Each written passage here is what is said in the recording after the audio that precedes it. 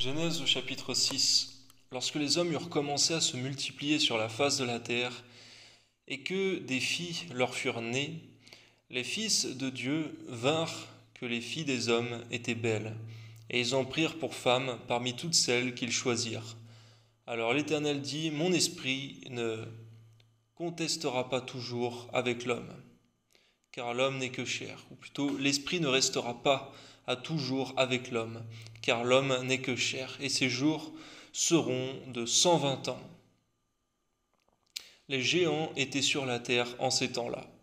Après que les fils de Dieu furent venus vers les filles des hommes, et qu'elles leur eurent donné des enfants, ce sont ces héros qui furent fameux dans l'Antiquité.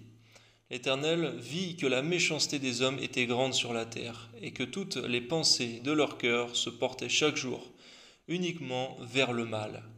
L'Éternel se repentit d'avoir fait l'homme sur la terre, et il fut affligé en son cœur. Et l'Éternel dit, j'exterminerai de la face de la terre l'homme que j'ai créé, depuis l'homme jusqu'au bétail, aux reptiles et aux oiseaux du ciel, car je me repens de les avoir faits. Mais Noé trouva grâce aux yeux de l'Éternel. Voici la postérité de Noé. Noé était un homme juste et intègre. Dans son temps, Noé marchait avec Dieu.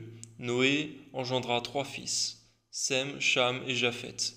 La terre était corrompue devant Dieu. La terre était pleine de violence. Dieu regarda la terre et voici, elle était corrompue, car toute chair avait corrompu sa voie sur la terre. Alors Dieu dit à Noé, la fin de toute chair est arrêtée par devers moi, car ils ont rempli la terre de violence. Voici, je vais les détruire avec la terre. Fais-toi une arche de bois et de gopher.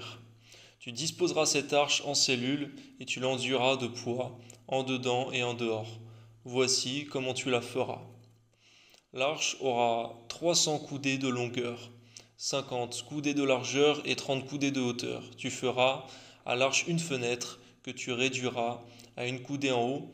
Tu établiras une porte sur le côté de l'arche et tu construiras un étage inférieur, un second et un troisième. Et moi je ferai venir le déluge d'eau sur la terre pour détruire toute chair ayant souffle de vie sous le ciel. Tout ce qui est sur la terre périra.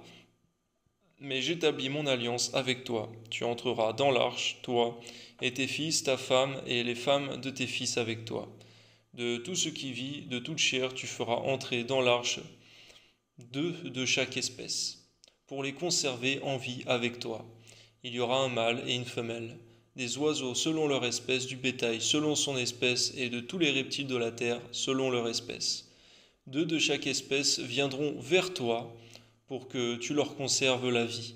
Et toi, prends de tous les aliments que l'on mange, et fais-en une provision auprès de toi, afin qu'ils te servent de nourriture ainsi qu'à eux. C'est ce que fit Noé, il exécuta tout ce que Dieu lui avait ordonné. Amen. Donne-nous la même obéissance que Noé, la même foi que lui, Seigneur, par ta grâce, au nom de Jésus. Amen.